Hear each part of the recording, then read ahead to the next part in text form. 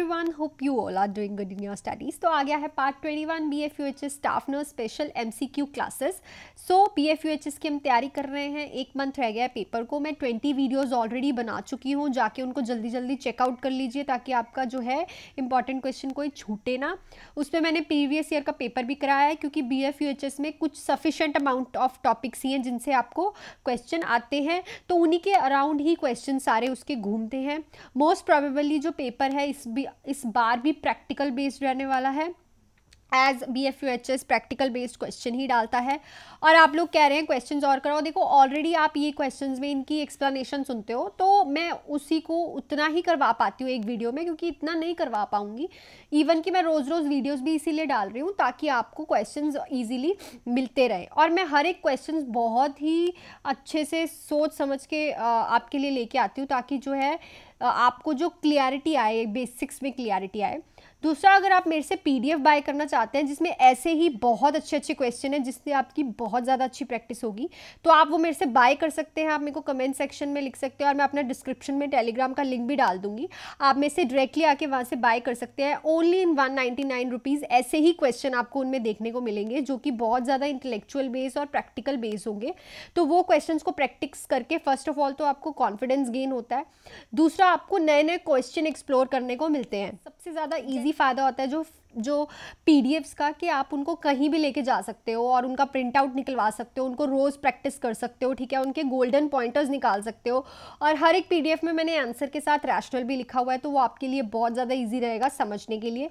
और आप उन PDFs का प्रिंट आउट निकलवा के उसको रख भी सकते हो, चाहे आप अगली पेपर की तैयारी के लिए या फिर आप किसी को दे सकते हो कि उनका भी हेल्प हो सकता है. सो PDFs का ये रहता है कि आप उनको ईजिली कहीं भी कैरी आउट कर सकते हो बुक्स की जगह. तो वो आप मेरे से टेलीग्राम्स पे आके ले सकते हो. और अगर आपको मेरे से गोल्डन पॉइंटर्स चाहिए सब्जेक्ट वाइज, जिसमें मैं आपको हर एक सब्जेक्ट के गोल्डन पॉइंट्स लिख के दूंगी जो कि हर बार पेपर में रिपीट हुए हैं, तो आप मेरी पर्सनल असिस्टेंस के साथ वो golden points plus important topics plus वो PDF सारे मेरे से ले सकते हो, plus previous year question paper सिर्फ 299 में. तो 2 पैक है मेरे पास, आपको जो सही लगे आप वो ले सकते हो. सो विदाउट एनी डिले हम स्टार्ट करते हैं विद आवर फर्स्ट क्वेश्चन. तो क्वेश्चन आज भी बहुत ज़्यादा सिनेरियो बेस्ड और प्रैक्टिकल बेस्ड रहने वाले हैं, तो ध्यान से सुनिएगा बिना स्किप किए. सो स्टार्ट करते हैं. A multi gravida client diagnosed with probable ruptured ectopic pregnancy scheduled for emergency surgery. In addition to monitoring the client blood pressure before surgery, which of the following would be the nurse assess? तो BFUHS में ऐसे ही question आते हैं. Question इतना बड़ा और उसके option इतना छोटा. सो देखो क्वेश्चन घुमा फिरा के उन्होंने क्या बोला है कि एक मल्टी ग्रेविडा है. मल्टी ग्रेविडा मतलब बहुत सारे उसकी ऑलरेडी डिलीवरी हो चुकी है, मतलब ऑलरेडी प्रेग्नेंट हो चुकी है और अभी भी उसका प्रॉबेबली जो इक्टोपिक प्रेगनेंसी उसे हुई है, फ्लॉपियन ट्यूब में फर्टिलाइजेशन हो जाना और वहीं पे उसका क्या है रुक जाना, ओवरमैन स्पर्म का फर्टिलाइज्ड होके, उसको बोलते हैं इक्टोपिक प्रेगनेंसी. और प्रॉबेबली उसकी वो इक्टोपिक प्रेगनेंसी की वजह से वहाँ रप्चर हो गया है, तो उसको एमरजेंसी सर्जरी के लिए आई है वो. ठीक है, तो जब हम उसका ब्लड प्रेशर मॉनिटर कर रहे हैं बिफोर सर्जरी, उसके साथ साथ नर्स और क्या असेस करेगी? तो हमारे पास ऑप्शन है यूट्राइन क्रैम्पिंग देखेगी, एब्डोमिनल डिस्टेंशन देखेगी, हीमोग्लोबिन एंड हेमोक्रेट्स देखेगी या फिर पल्स रेट देखेगी. सो देखो इसमें क्या होता है सबसे ज़्यादा कि इक्टोपिक प्रेगनेंसी में फ्लोपियन ट्यूब फट जाती है. ठीक है, तो इसमें क्या होता है पेशेंट जो है वो शॉक में, इमीडिएट शॉक में जा सकता है, बिकॉज अंदर क्या हो जाता है सेप्सिस हो जाता है. तो अगर हम उसका ब्लड प्रेशर देख रहे हैं तो उसके साथ साथ हम उसका पल्स रेट भी चेक करेंगे. अगर वो ब्रेडिकार्डिया में चली गई, ब्रेडिपनिया में चली गई, सो इट मीन्स कि उस पेशेंट वो शॉक की तरफ जा रही है. तो हमें ये भी उसके साथ साथ ब्लड प्रेशर के साथ साथ पल्स रेट भी चेक करना है. यूट्राइन क्रैम्पिंग नहीं देखने की मिलती क्योंकि यूट्रस में तो ऑलरेडी कुछ है ही नहीं. जो फर्टिलाइज्ड प्रोडक्ट है वो तो ऑलरेडी फलूपियन में पड़ा है, वो तो फट चुकी है. एब्डोमिनल डिस्टेंशन भी देखने को नहीं मिलती.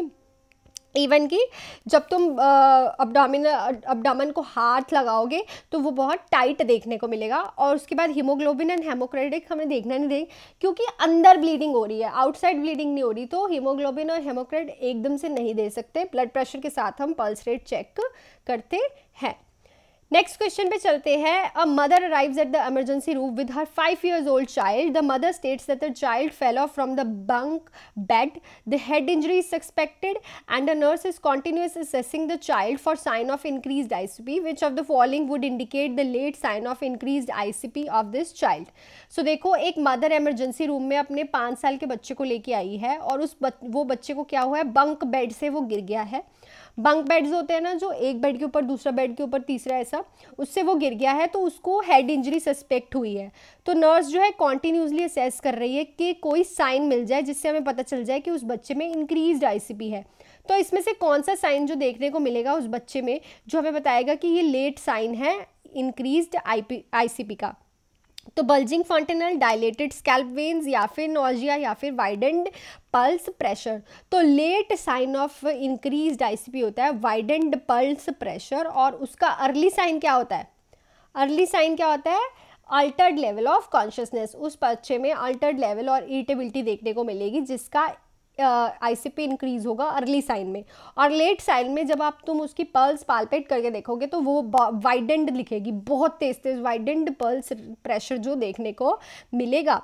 बल्जिंग फॉन्टेनल भी देखने को मिलता है, ठीक है। डायलेटेड स्कैल्प वेन्स नहीं देखने को मिलती, नॉजिया भी देखने को मिलता है, बट ये साइंस लेट साइंस नहीं है। याद रखना, उन्होंने हमसे क्या पूछा है? Late signs of ICP. ICP से बहुत क्वेश्चन आते हैं, इसका फंडा जो है क्लियर करके रखना।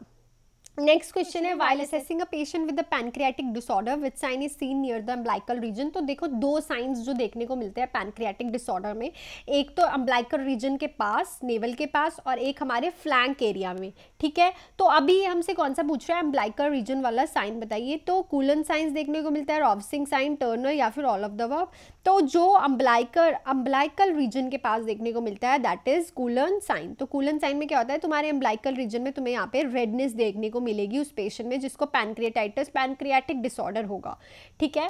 और फ्लैंक रीजन में भी उसको रेडनेस देखने को मिलती है।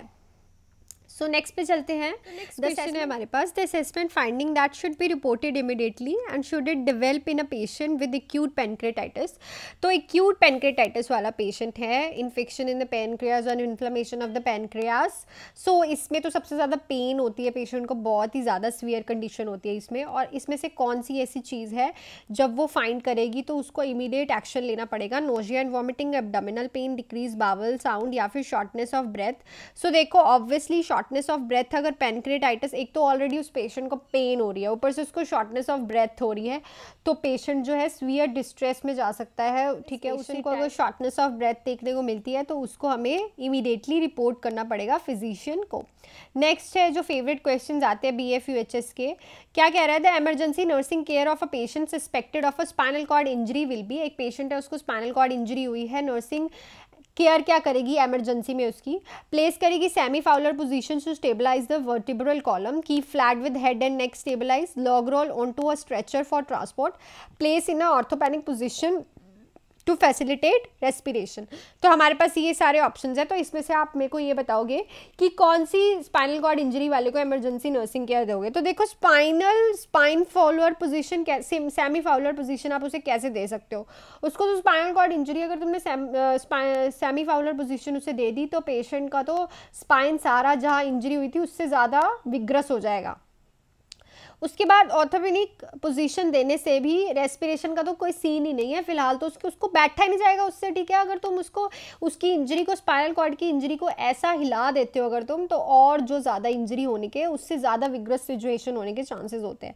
तो सबसे पहले तो हम क्या कहते हैं, उसको लॉग रोल मेथड से ही ट्रांसफ़र करते हैं, कहीं भी जाते हैं। ऐसे शीट होती है, शीट पे पेशेंट को रोल करते करते लेके आते हैं, उसको उठा के नहीं लेके जाते, रोल करते करते उस पेशेंट को उस शीट पे लेके आते हैं और उससे स्ट्रेचर तक ट्रांसपोर्ट करते हैं। अगर तुमने उसको उठा दिया तब भी तो जब हम उठाते हैं तो स्पाइनल कॉर्ड पे हाथ जाता ही है ना। अगर उसको इंजरी है फिर नहीं करते, हम उसको रोल करते करते शीट तक लेकर आते हैं और शीट को उठा के फिर स्ट्रेचर पे लग देते हैं। उसके बाद हम उसका जो है फ्लैट लेटाते हैं, उसका हेड और नेक को स्टेबलाइज रखते हैं ताकि वो बिल्कुल भी हिले डुले ना। तो स्पाइनल कॉर्ड वाली इंजरी के पेशेंट की इमरजेंसी नर्सिंग केयर होगी हमारी BNC, which is B option, BNC। तो इसको ध्यान से देखना। नेक्स्ट है patient with spinal cord injury with autonomic dysreflexia, which action should the nurse take first? तो स्पाइनल कॉर्ड की इंजरी हुई है, ऑटोनॉमिक रिफ्लेक्सिया हुआ है। ऑटोनॉमिक डिफ्लेक्सिया जो होता है, dysreflexia is a very very dangerous complication of spinal cord injury, ठीक है। तो इसमें नर्सिंग एक्शन क्या लेगी? अब जिसने स्पाइनल कॉर्ड इंजरी के बारे में अच्छे से पढ़ा है, ठीक है, उसको तो पता है कि ऑटोनॉमिक डिस्फ्लेक्सिया क्या होता है। इसका क्वेश्चन पिछले से पिछले पेपर में देखने को मिला था, ठीक है। तो जो 900 पोस्ट आई थी, बहुत इंपॉर्टेंट क्वेश्चन है। तो हम क्या करेंगे, कॉल करेंगे फिजिशियन को, प्लेस करेंगे इन रिवर्स टेननबर्ग पोजीशन, एडमिनिस्टर करेंगे सेडेटिव्स और चेक करेंगे client for a faecal infection. तो ऑलवेज अगर ऐसी कॉम्प्लिकेशन अराइज होती है तो हमें कॉल करनी होती है फिजिशियन को, ठीक है। हम ऑलवेज उस अगर किसी पेशेंट को, और ये किसकी कॉम्प्लिकेशन है हमेशा याद रखना, ये ऐसे भी आ सकता है कि ये जो कॉम्प्लिकेशन है वो किस डिसीज़ कंडीशन की है। आपको डिसीज़ कंडीशन लिख देंगे नहीं, बट ये स्पाइनल कॉर्ड इंजरी की है।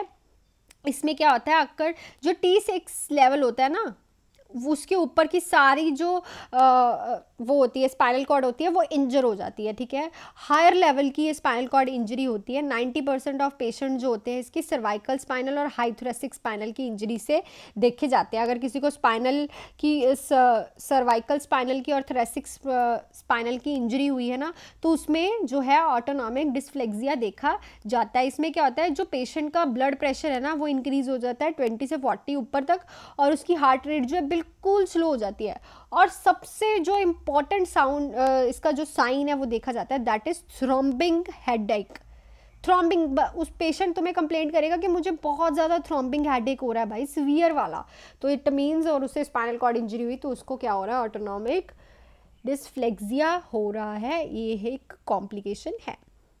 नेक्स्ट है, which of the instructions are most appropriate to be provide by the nurse to the patient undergone cataract surgery. तो एक पेशेंट की कैटरैक्ट सर्जरी होने वाली है, तो उस पेशेंट को क्या करना है, अप्रोप्रिएट इंस्ट्रक्शंस देनी है। तो हम क्या करेंगे, इंस्ट्रक्शंस देंगे।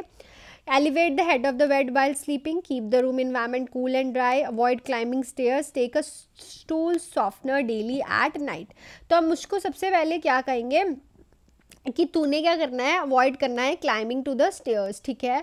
क्योंकि क्यों ऐसा अवॉइड करना है, ऐसा क्यों अवॉइड करना है, क्योंकि जब वो चलेगा तो उसको एक तो दूसरी, पहली बात तो उसकी कैटरैक्ट की अभी अभी सर्जरी होने वाली है, ठीक है।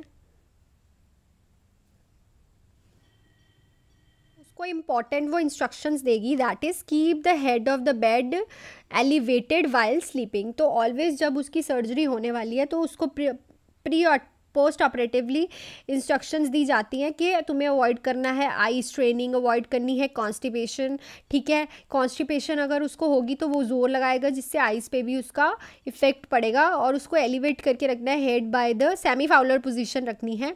और अगर उसे सोना है तो अपनी बैक पे सोए या फिर नॉन ऑपरेटिव साइड पे सोए, ताकि जो ऑपरेटिव साइड है, कैटरैक्ट आई वाली साइड है जहाँ पे ऑपरेट हुआ है, वहाँ पे एडिमा ना हो। तो उसे बेंडिंग, स्नीजिंग, कफिंग, वॉमिटिंग, सब लिफ्टिंग हैवी वेट से सबसे उसे अवॉइड करना है। तो नेक्स्ट है, patient come to the clinic with the report of acute pain and loss of vision in the right eye. The adult gerontologist, primary care nurse practitioner inform the patient that the symptoms require. तो एक client आया है, एक patient आया है clinic में, उसकी जो एक्यूट पेन हो रही है आई में और उसकी राइट आई का लॉस ऑफ विजन हो गया।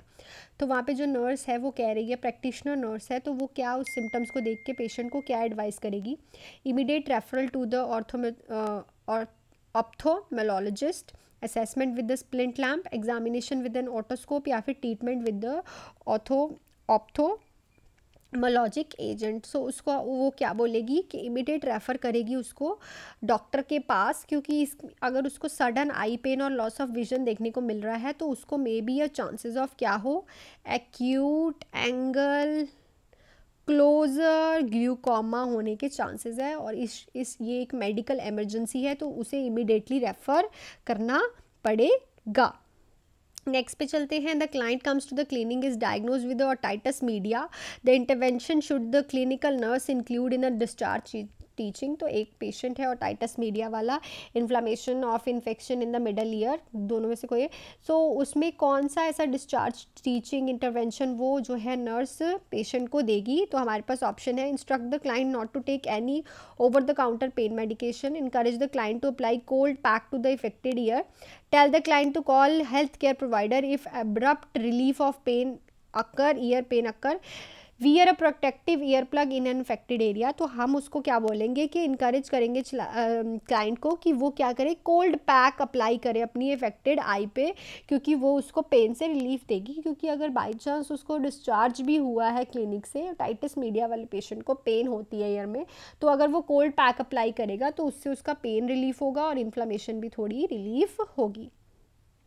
नेक्स्ट क्वेश्चन पे चलते हैं। Adolescent female is prescribed amoxicillin for an ear infection, the nurse should teach the adolescent about the risk associated with her concurrent. So एक एडोलेसेंट फीमेल है, वो amoxicillin ले रही है, दैट इज एंटीबायोटिक, उसका ईयर इन्फेक्शन हुआ है, तो नर्स उसको क्या टीच करेगी कि ये किस चीज़ का रिस्क एसोसिएट हो सकता है इसके साथ, एंटासिड्स ले या फिर ओरल कॉन्ट्रासेप्टिव, मल्टीवाइटामिन या फिर प्रोटीन शेक। तो देखो, जब कोई female amoxicillin with oral contraceptive लेती है तो जो एंटीबायोटिक्स होते हैं, अमॉक्सिसिलिन क्या है, एंटीबायोटिक है ना, एंटीबायोटिक क्या करता है, ओरल कॉन्ट्रासेप्टिव का जो जितना भी उनका वर्क होता है, जितना उनकी पॉसिबिलिटी होती है प्रिक्योर करने की, सिक्योर करने की, प्रेगनेंसी होने नहीं देते, प्रिवेंट करने की, उसकी क्षमता को वो कम कर देता है।